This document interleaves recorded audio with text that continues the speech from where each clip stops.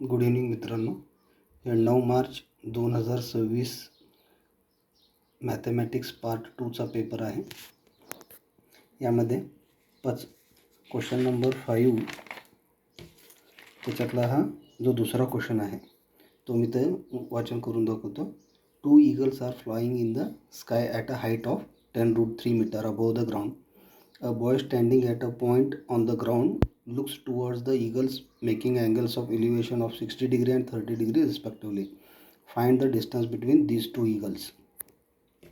आता हे प्रश्न सोडवत असताना वेगवेगळे पॉसिबिलिटीज येतात.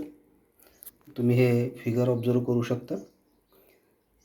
तो विद्यार्थी ए या ठिकाणी असलेल्या एखाद्या ईगलला तो ऑब्झर्व करत आहे. त्यावेळी अँगल ऑफ एलिव्हेशन 60 डिग्री आहे.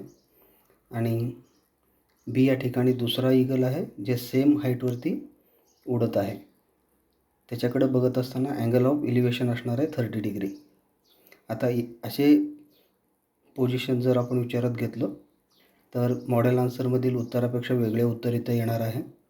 शिवाय बी ईगलचा जर तुम्ही विचार केला तर तो वेगवेगळ्या पोझिशनला असू शकतो. उदाहरणार्थ इथं तुम्हाला 1 नंबर 2 नंबर आणि 3 नंबर लिहिलेला आहे. त्या पोझिशनला असताना देखील अँगल ऑफ एलिव्हेशन हा 30 डिग्री असणार आहे.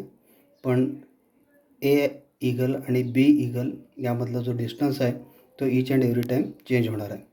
म्हणून या प्रश्नाचं उत्तर एकमेव येणार नाही. There are different possibilities.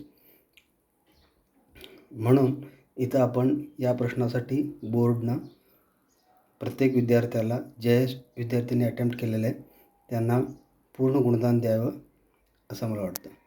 धन्यवाद.